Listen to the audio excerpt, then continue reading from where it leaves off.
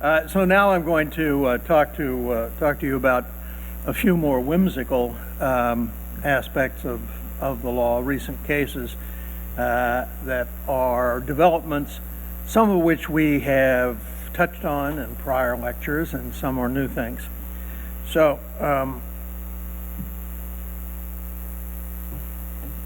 which direction should I point this at?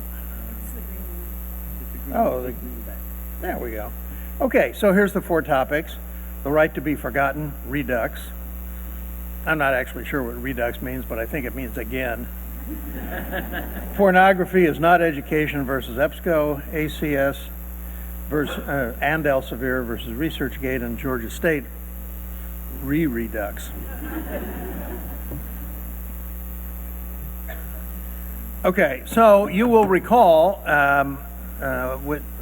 that every year or two since 2014, I have told you about the right to be forgotten in Europe as a result of a decision by the European Court of Justice in 2014 in a case involving a Spanish man who wanted to expunge from his online biographies and references the fact that he'd been in bankruptcy law. This was, of course, in a sense, a kind of Pyrrhic victory because, of course, this guy's name and everything about his bankruptcy case has been emblazoned all over the internet and in every newspaper since then. But in any event, that right was recognized by the European Court of Justice, and it has continued to spawn successor cases as the real dimensions of this right have been fleshed out. And so, for example, in 2015, in a similar kind of case, but that took place in France, the French privacy agency, they have a privacy agency there, ordered Google to expunge certain information about a French citizen, not only on the Google sites that were available in France, not only in Europe, but around the world. And this sent Google up a wall, and they proceeded to appeal this decision, and it is now in front of the European Court of Justice. This right to privacy issue is again in front of the European Court of Justice as to whether or not, as a remedy, a privacy agency can order Google to take down or to disconnect the links all around the world, and all the Google sites around the world. And that, in fact, was argued in September of this year before the court, and sometime in the next 6 months, 9 months, we'll expect to see well, first off, we'll see an advisory opinion from the court's advocate general. Unlike U.S. courts, the European Court of Justice has its own lawyer, and in this case, it's a lawyer who's called the Advocate General and says in a kind of briefing opinion, well, here's what I think about this. I mean, you don't have to do what I'm going to tell you, but this is what I think about it. So at some point, we're going to see this from the Advocate General, and then a few months later, we'll see something from the court. So that's going to be an interesting issue. There were a lot of people who weighed in on this, civil rights groups, groups intended to protect free speech and such things, and they filed amicus briefs. And my bet is what the court is going to do is say, well, if there's a free speech issue here, it's a free speech issue that would have existed if you just had an order involving France. And you claim that you're not really fighting the order in France or even in the EU. You just don't want to make it beyond that. So we don't really see why there's a real free speech issue if there's not one in the home country. So that's my guess as to where that's going to go. But you know, that and $2 will get you on the subway. You know, in the meantime, this whole mechanism that was established as a result of the first case in 2014 continues to grind forward. And so since 2014, a mere 4 years, Google has had to deal with 2.7 million requests to take down information. And they said that they have granted these requests at 44% of the time, which means about 1.2 million. But even then, the battle may not be over because, for example, in England, a British gentleman asked to have something taken down relating to a conviction that he had suffered as a result of intercepting communications, sort of wiretapping kinds of things. And he'd gotten sentenced to jail about a decade ago. And so he wanted to have this expunged. And a British court said, yeah, you should. That should be. And there was a companion case where a guy had a little more serious kind of offense and was sentenced to a little more time. And they said, no, you don't have to take it down in that case, because that's important to know about that case. So these are constantly developing. Okay, now I know you've been waiting for this one. I won't actually say the first word. I'll just refer to it as the P word. The P word is not education versus EBSCO and the Chicago Library Consortium. Earlier in the month of October, a group of concerned parents in the Colorado school system brought a lawsuit against the Colorado Library Consortium and EBSCO, claiming that EBSCO's database was fraught and filled with pornography. That immediately increased their business. But no, this is serious stuff, so please. But the claim was that that you could go onto the EBSCO website or database, and if you did the search right, you would be able to find articles that discussed all sorts of weird things, and P-word kind of things, and that this should not be permitted, and that school children are exposed to this, and isn't this terrible? So the very fact that these kinds of claims had been made has itself a sort of suppressive effect on free speech and other kinds of issues. And so a number of school districts around the country, as soon as these kind of claims get made, have terminated their contracts with EBSCO without really ever getting into the merits of whether this is or isn't true. And so I believe 130 around the country school districts have terminated their arrangements with EBSCO. Now, this is a little like the story that my dad used to tell about the woman who was in a motel, and she called the manager to complain that there was a naked man prancing around. And so the manager came to this motel room of this lady, and he said, "Where is this naked man?" And she said, "Well, if you get up on this stool and you open the window and you look out into the room next door, you can see the bathroom, and there's a guy in there who's prancing around naked."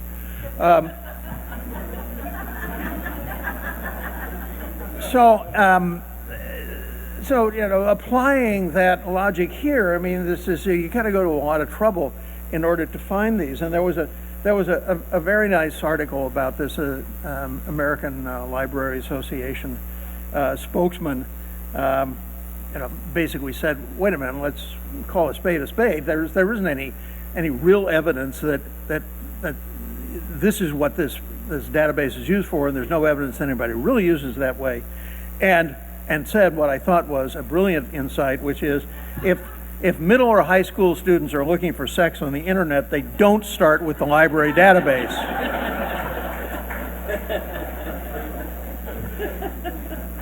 So in any event, this fight is going on, and it's a real lawsuit in a real court, and we'll see what happens. The next case that I want to talk to you about is the American Chemical Society versus Elsevier lawsuit that they brought against ResearchGate. ResearchGate is as you probably know, is an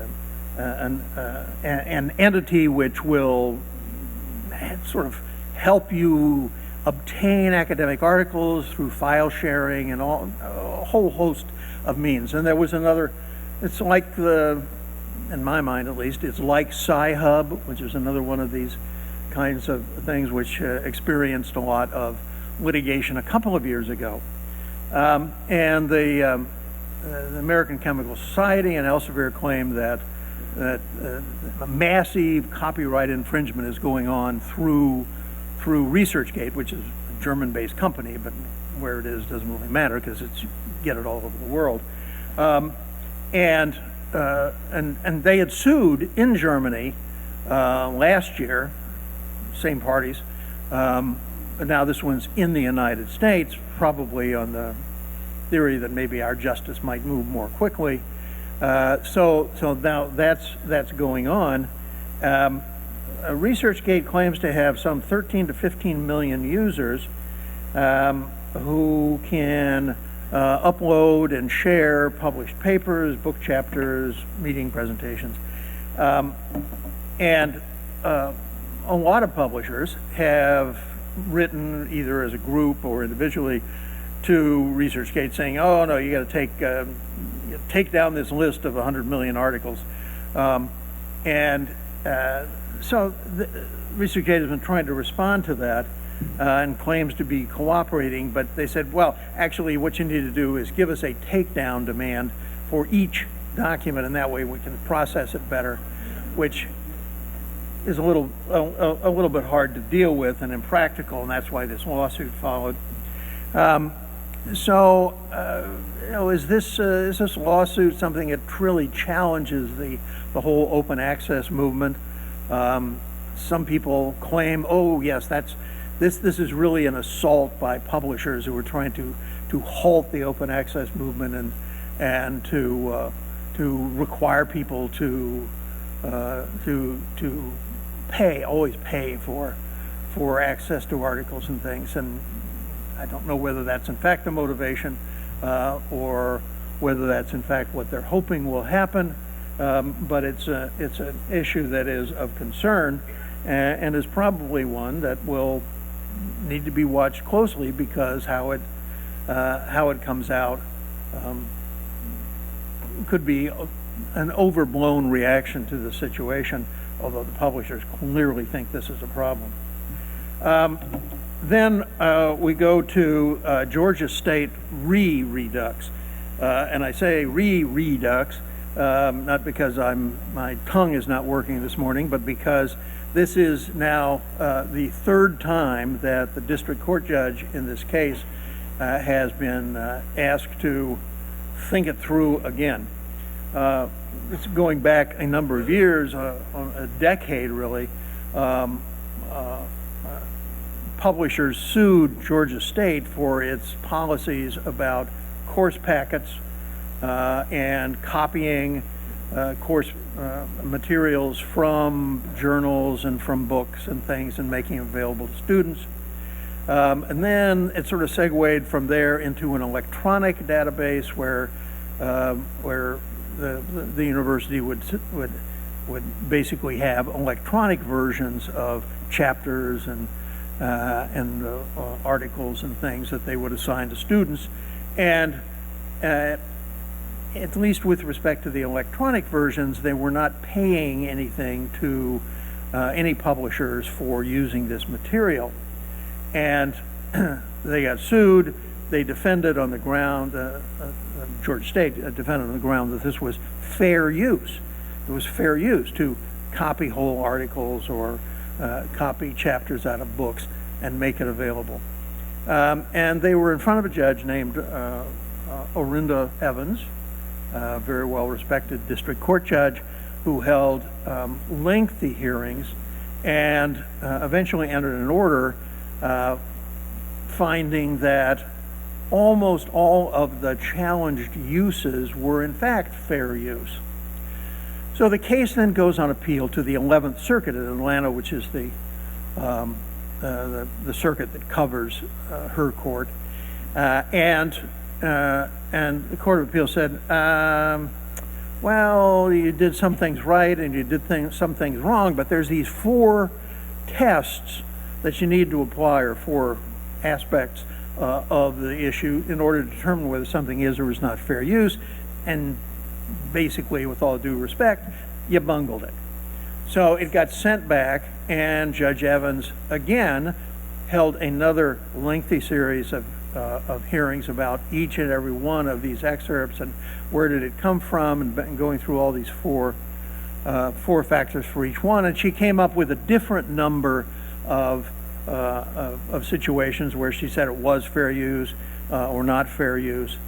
Goes up on appeal again to the 11th Circuit, and last month they issue another opinion, Georgia State 2, from the appellate court, which said,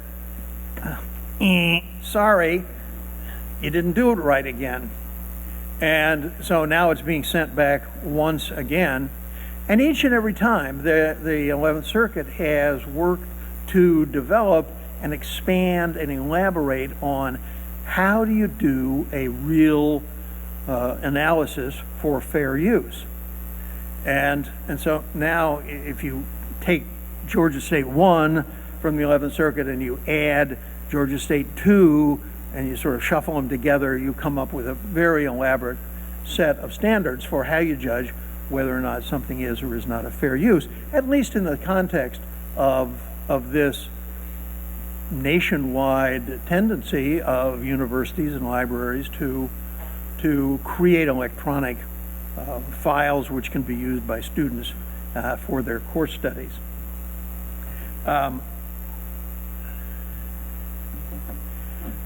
So without going into the details of exactly what it is that happened, this case stands for, in my mind, a very important effort to give some meaning to the 2 words and the slight statutory expansion of that into these 4 factors. And there was one commentator opined the case had become trivial, and the court continues to chew over issues that seem less and less relevant. In his view, the plaintiff publishers actually lost a long time ago and simply lack the wisdom to recognize that fact. Ooh, snap. But in my humble opinion, I think the case remains vital. It's not trivial. I think it's very important. And if you really get into this issue of what is and is not fair use, I think all of both of the opinions by the 11th Circuit are really deep, thoughtful analyses of difficult, almost metaphysical kinds of factors to take into account.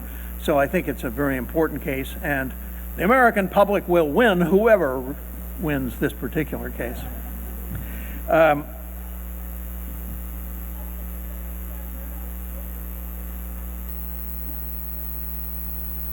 No. Not yet. I don't think she actually gets that choice. So we come now to the moment I know you've all been waiting for. This is the annual musical moment, which attempts to encapsulate something of what I've been talking about. And in this case, this is a little musical tribute to one of the parties in this case. You may or may not recognize this song. I will attempt to do it an injustice. And well, I'm going to go through it once, and then you all will get to join in. So, here we go. Course packets, we got 'em here. They're going quick.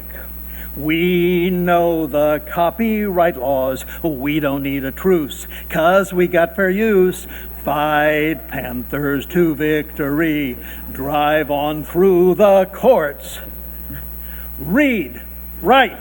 Georgia State won't get it. Types GSU. And now we chant GSU. GSU. FAIRUSE. Course packets, we got 'em here. They're going quick. We know the copyright laws. We don't need a truce, 'cause we got fair use. Fight Panthers to victory. Drive on through the courts. Read, write. Georgia State will get it right. GSU. Yay!